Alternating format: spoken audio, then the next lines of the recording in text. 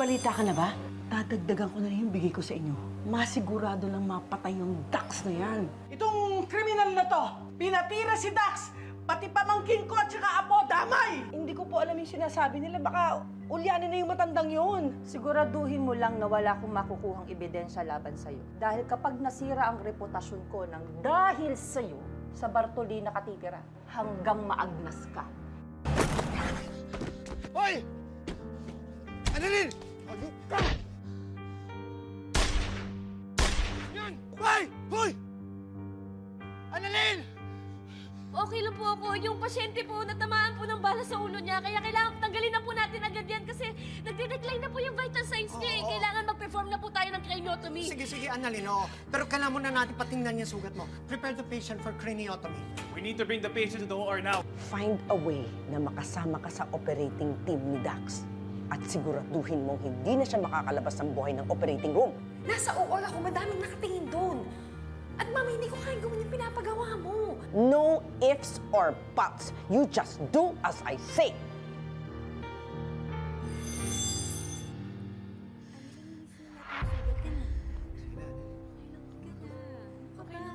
Kailangan mo rin Nay! Nay! Nay!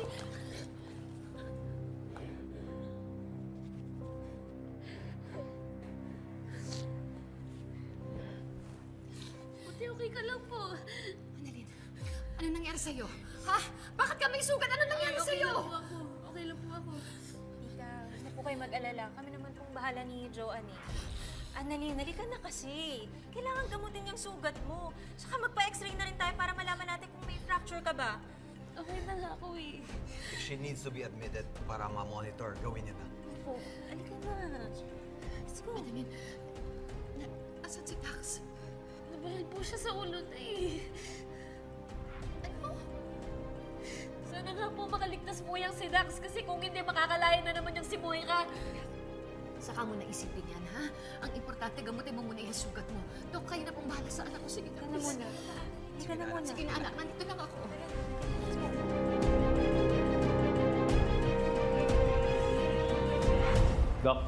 Doc Carlos? Matanong ko lang, Doc, bakit niyo pinayagan si Doc Annalyn na bumalik sa Apex? Yun naman ang gusto niya eh. Alam, pigilan ko siya. Buti po pumayag si Ma'am Lynette. Eh, dati naman taga-Apex si Annalyn. And wala na rin doon si Moira. And okay na rin sila ni Zoe. At sigurado ako gusto niya makasama ang tatay niya. Teka lang. Bakit parang ayaw mong umalis dito si Annalyn? Oo? Hindi, Doc. Natanong ko lang po. Dr. Benitez, Dr. Javier, nabalitaan niyo na po ba yung nangyari? It's all over the news. Bakit? Ano nangyari? Na-involve daw po sa isang shootout incident sila Ma'am Lynette. Ang punteriya daw po ay yung star witness laban kay Ninang Moira. Ano? Si Lynette, kumusta? I think Ma'am Lynette is safe. Pero si Annalyn, What? Doc, ano pong nangyari kay Doc Annalyn? nabaril daw siya. Pero Annalyn is out of danger. Ang critical daw po ay yung star witness nasa OR. Excuse me, pupunta ko sila. Doc, excuse me po.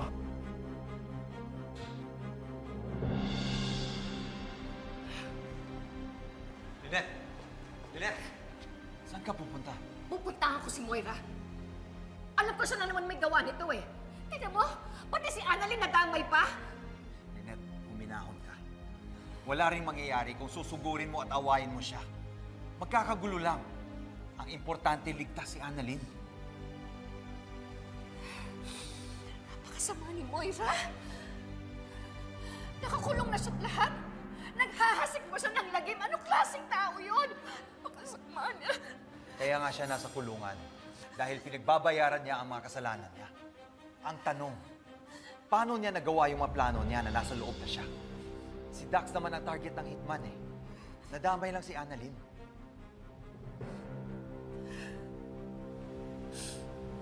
Kasalanan ko to eh. Kasalanan ko to dapat di na ako nakapagkita kay Dax. Kasi kung di ako nakapagkita sa kanya, di sana ligtas yung anak ko. Ngayon di sana hindi siya napahama. Lynette, Don't blame yourself. Wala namang may gusto na mangyari ito eh. Kung meron sisisihin, si Moira. Siya ang punot dulo nito.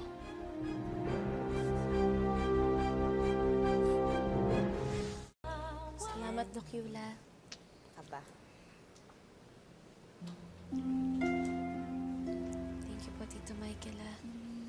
Walang anuman. Buti nga tumawag si Josa na abutan namin kayo. Regan, bumalik ka na pala. Oo, padami ako nun sa garahe ni Sir Michael eh. Puntahan sana kita. Salamat, ah. Walang anuman yun. Ikaw pa ba? Apo! Apo! Lola, Anong nangyari? Kumusta ka na? Lola, okay lang po ako. Dablis lang naman po ito eh. Asan yung gunggong na bumaril sa'yo? Asan? Oo nga, yung hayop na yun nasa iyo. Ako dadabli sa hayop na yun Hindi na. talaga. Demonyo! Hindi lang. Chan, Lola, Josa. Tama na. Okay na. okay lang po ako. Si Dax. Asan si Dax? Ano nangyari sa kanya? Dinala po siya sa operating room eh. Operahan na po siya. Ano? Opera, bakit? Nabaril po siya sa ulo. Ha? Nako! Kapag may nangyaring masama kay Dax, matutuwa si Moira. Kasi, tagumpay yung mga plano niya. Po? Si Ma'am Moira? Oo, nabalitaan ko doon sa kaibigan ko sa loob, si Mildred, na narinig daw niya na may pinapatira itong si Moira. Eh, mukhang totoo. Dahil ayan si Dax, tumba.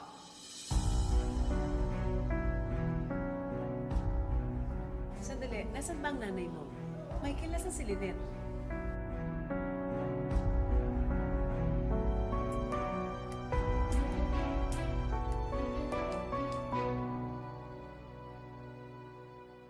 Maraming salamat po at ligtas kami ni Annalyn. Iligtas niyo po si Dax. Alam ko po na masama po siyang tao. Pero siya lang po ang pag-asa namin para tuluyan ng makulong si Moira. Huwag niyo po sana siyang pababayaan.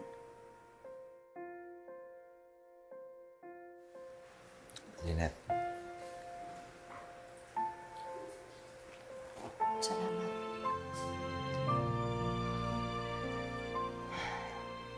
Sana ako na lang. Sana ako na lang yung pinaril. Lynette, huwag ka magsalita ng ganyan. Dahil sigurado ako, hindi magustuhan ni Annalyn na ikaw ang masaktan.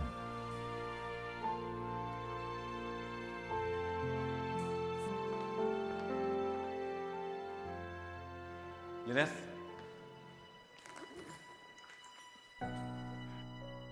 Carlos.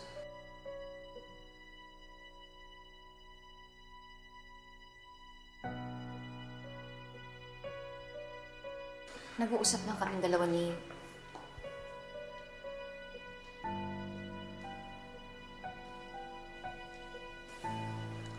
Wala sa akin yun, naintindihan ko. Pare, salamat at ligtas mo si Lynette. Hindi mo kailangan magpasalamat, Carlos. Mabuti at tinawagan ako ni Jiang Susan dahil hindi ka daw nila makontak. Oo nga, may operation ako eh.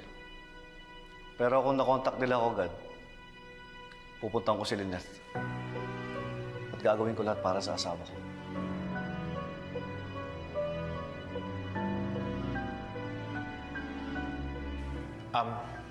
Ma'am Lynette, I'm sorry po. Si Doc Annalyn, kamusta po siya?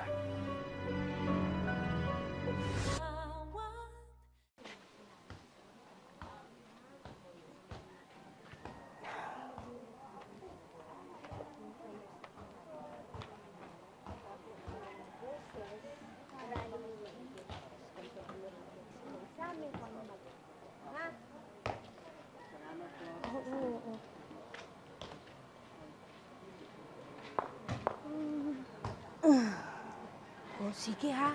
Kita-kita tayo bukas ha. salamat po, magsalamat po.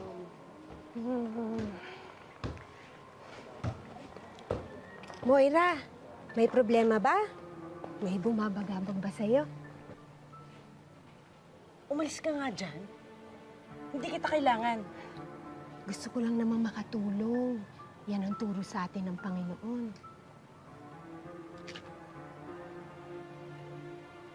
Alam mo, isa pa, masasaktan na kita. Moira! Pa! Alam kong punong-puno ng alinlangan ng puso at utak mo. Handa kang tulungan ng Panginoon. May kamag-anak ka bang may sakit o anak na nasa peligro? Pagdadasal natin. Sige nga. Tignan natin kung gaano kang kalakas kay Lord. Gusto ko, ipagdasal mo na mamatay si Omar Dacanay nang hindi na madamay ang anak ko. Patawarin ka ng Panginoon sa mga sinasabi mo. Mali yan. Malaking kasalanan yan. Ikaw ang magbago, Moira. Ang kasamaan na nananalaytay sa puso at kaluluwa mo ay dapat matanggal.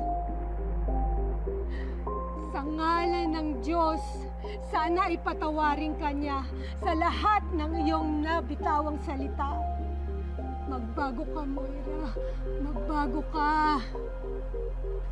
Pagdarasal ko rin na sana hindi matulad sa iyong anak mo.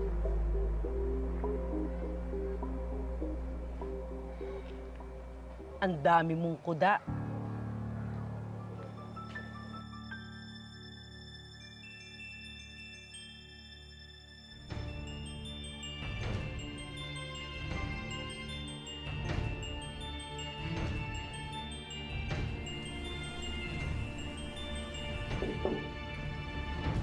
Nay,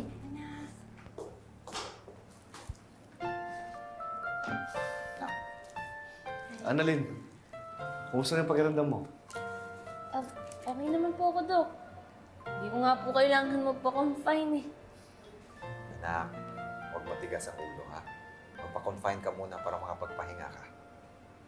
Doc RJ, matigas po talaga yung ulo niyan. Pagsabihan niyo nga po. Ikaw talaga sumbongero ka. Huwag ka po maniwala dyan, Tay.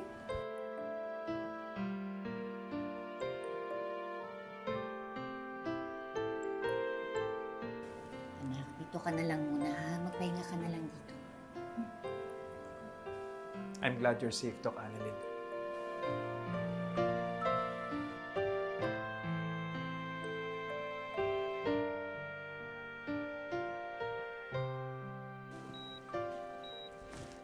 Nurse Rona, cautery settings okay? Suction okay? Doktora Tanya, anong ginagawa mo dyan? Lumapit ka na dito.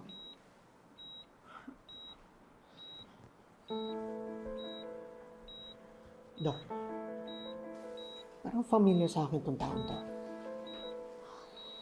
Siya daw yung nanloob sa bahay ni Lynette at Dr. Benitez. I see. I'm sure kung nandito si Annalyn, papatayin niya na to para makaganti lang. Watch your words, Doktora Tanyang. Hindi ganun si Annalyn. She's a professional. Gagawin niya ang trabaho niya. It was just a joke. But come to think of it, dapat yung mga gantong tao, dapat hindi na binubuhay. That's enough, Doktora Tanyang. I know you have personal issues with this person sa pagkaka-involve niya sa kaso ng nanay mo. Pero hindi ka dapat nagjo-joke ng ganyan. Especially in front of the operating table.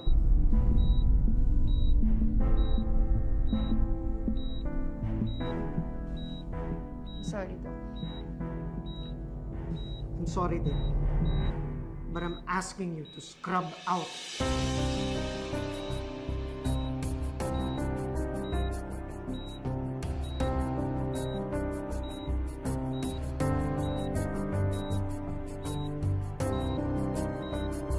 Pero Doc, I was just kidding.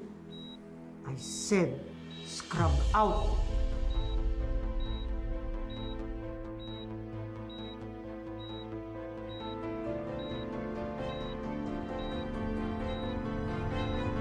Excuse me, Dr. Meneses, but we need Doktora Menor sa kabilang OR. There's a stat case. Her patient kailangan na po maoperahan agad. It's an emergency OR. Sige, ako na bahala dito.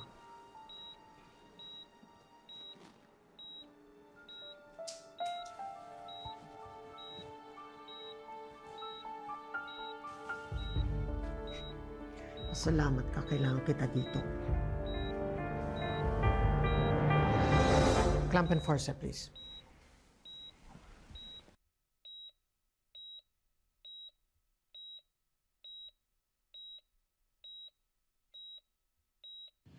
At siguraduhin mong hindi na siya makakalabas ng buhay ng operating room.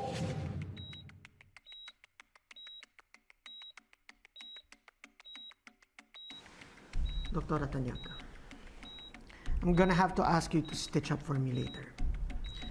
Meron pa akong OR ulit mamaya in a bit. Can you do that for me?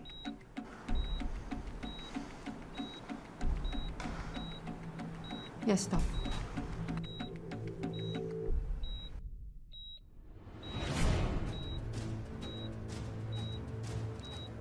Kung maiiwan ako mamaya mag-isa, I can clamp and cut the middle cerebral artery. That can cause massive stroke and death. Mawawala na ng problema ang mami ko.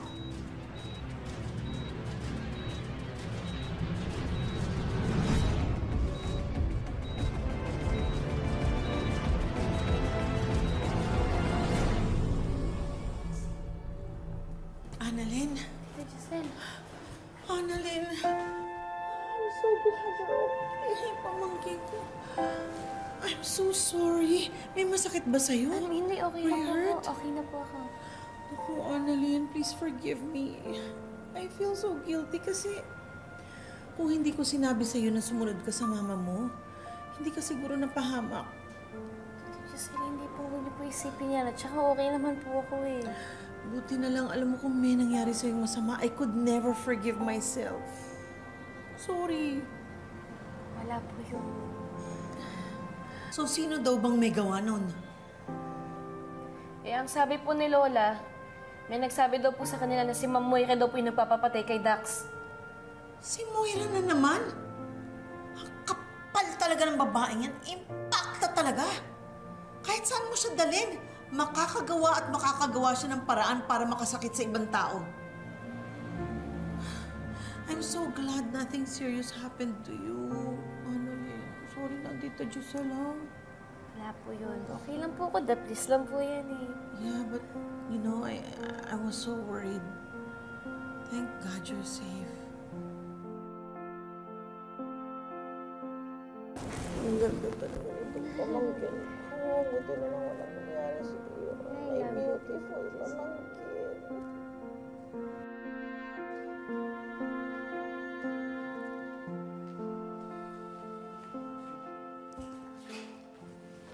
Anong nangyari?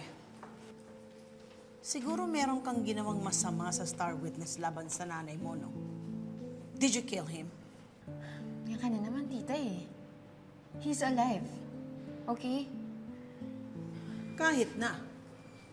You shouldn't even be allowed anywhere near him. What kung meron kang tinurok sa kanya para malason siya? O para humina siya at lumala yung kondisyon niya, and then eventually he dies? Relax, Giselle. I know for sure na walang ginawang masama si Zoe. Naging maayos naman ang trabaho niya. Kahit na alam niya na ang inooperahan namin ay yung taong testigo laban kay Moira. Sobra ka naman, tita, para pagbintangan mo ko ng ganyan. I mean, do you really think I could kill someone? Well, hindi malayo. Anak ka ni Moira, di ba? Pero hindi ko kaya gawin yung binibintang mo sa akin. At kahit ano pa yung mommy ko, I'm still a doctor. And I still abide sa sinumpaan kong Hippocratic Oath. And one of the promises within that oath is primo non nocere. Or first, do no harm. Can you not lecture me on that Hippocratic whatever?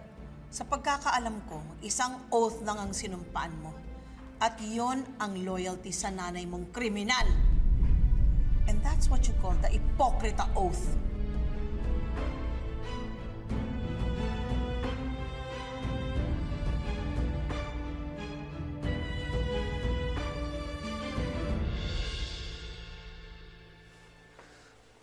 RJ, masarap bang maging bida sa mata ng asawa ko? Ano sinasabi mo, Carlos? Kunwari hindi mo alam. Bakit kasi pumunta ka doon? Teka, akala ko ba okay lang sa'yo? Sige, ikaw ng superhero sa mata ni Lynette. Pero kahit na niligtas mo siya, wala kang karapatang hawak-hawakan mong asawa ko. Walang ibig sabihin yun, Carlos. RJ, hindi ako tanga. Nagpapasensya lang ako. Pero kapag hindi ako nakapagpigil, Ano? Aawain mo ako? Eh di sige, gawin mo kung anong gusto mo. Pero hindi ako natatakot sa'yo, Carlos. Dahil alam ko, wala akong ginawang masama. Pero kung bitiwala ka sa asawa mo, hindi ka dapat nagkakaganyan. RJ, may tiwala ako sa asawa ko. Pero sa'yo, wala.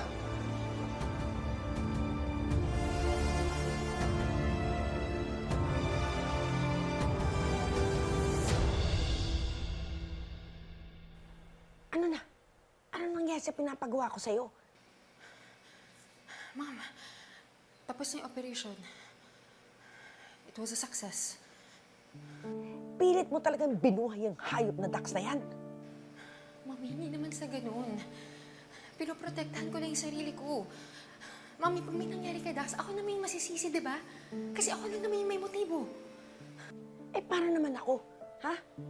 Kailangan humina yung kaso ko para makalabas ako dito. Eh, kung may chance pang mabuhay ang Dax na yan, eh talagang mabubulok ako sa kulungan yung ba gusto mo? Mami, ayoko naman madungisan yung pangalan ko, lalong-lalo na yung karir ko para lang... Para sa akin. Hindi mo kayang gawin para sa akin. Napaka-selfish mo naman. Sarili mo pa rin iniisip mo?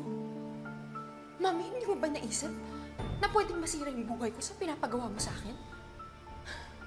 O sige, kung nagawa ko yun, tayong dalawa yung magpa-party dyan sa kulungan. Is that what you really want? Ha? Yung masira yung buhay ko? Yung pumatay ako? Anong pumatay? Sino papatayin?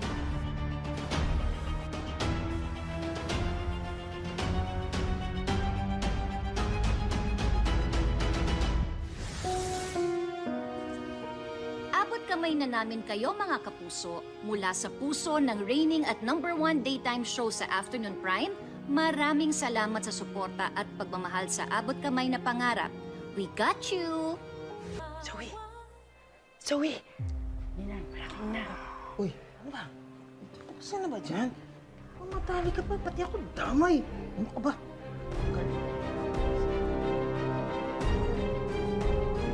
Sumagot ka, Zoe. Sino yung papatayin? At sino yung kausap mo? Nanay mo ba? Opo. Si Mami po yun. Sino papatayin niya? Si Dax? Siya lang naman ang may motibo para gawin kay Dax yun. Sumagot ka! Opo. Gustong ipapatay ni Mami si Dax. Pero hindi niya nagawa yun kasi wala naman siyang means to do that. Zoe, may nakapagsabi sa amin mula sa kulungan na pakana lahat ng nanay mo yan. Ang tanong, kailan mo pa alam? Matagal mo na bang alam kung ano yung binabalak ng nanay mo? Hindi po. Ngayon ko lang po nalaman. So nag-uusap pa rin kayo? Siyempre. Tita Lynette, mami ko pa rin siya. At naaawa ko sa kanya kasi mag-isa na lang siya. Kaya kinakausap ko siya, oo. Pero hindi naman pwede, hindi ko na lang siya kausapin. Pero hindi naman ibig sabihin ng Tita Lynette. Natutulungan ko siya eh. Lalo na kung meron siya masamang balak. I will not let her do more harm. Kaya nga pinahuli ko siya sa inyo sa Japan eh. Siguraduhin mo na nagsasabi ka ng totoo, Zoe.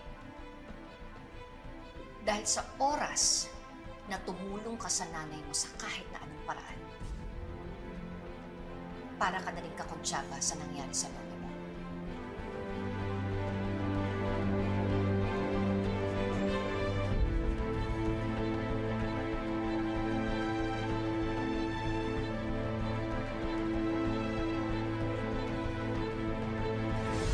Itik ka.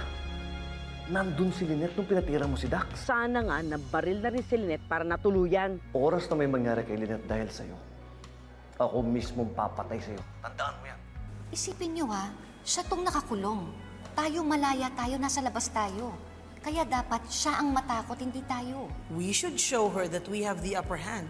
Aling Susan, yung pinahanda ko sa inyo, handang-handa na ang epektos. Tara na, bisitahin na natin si Moira. May boyfriend ba si Zoe? Kasi nakita ko siya last time sa parking lot. May kausap siyang lalaki. And he looks familiar. Nakuha ko tong video na to sa CCTV footage. Si Dax to Magkakilala sila ni Zoe?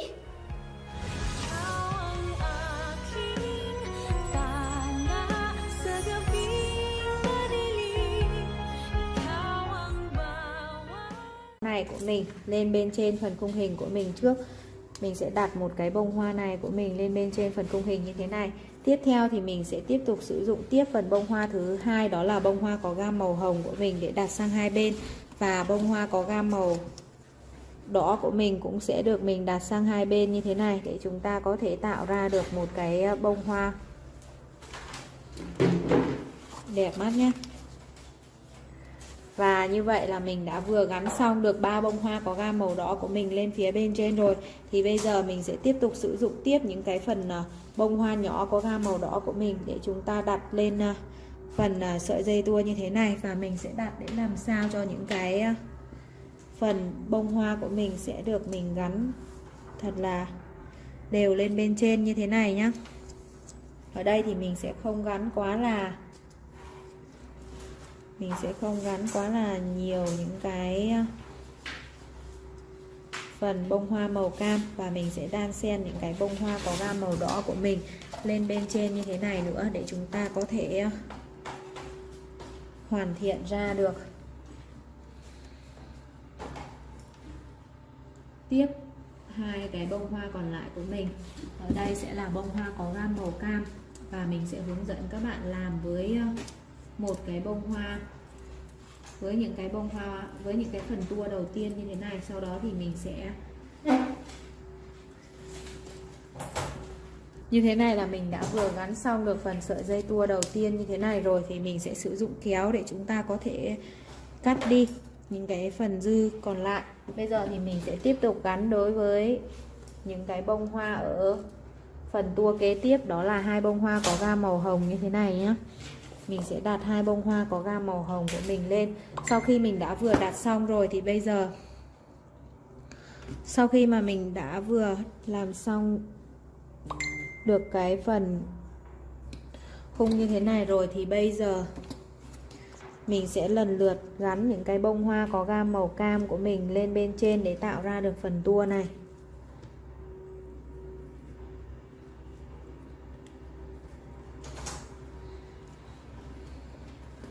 Đây sẽ là đây sẽ là 3 cái phần bông hoa có gam màu đỏ của mình sẽ được mình đặt lên bên trên như thế này. Tiếp theo sẽ là hai bông hoa có gam màu cam của mình nhé. Các bạn sẽ đặt cho đến hết sợi dây tua như thế này. Sau khi đã đặt xong thì bây giờ mình sẽ tiếp tục sử dụng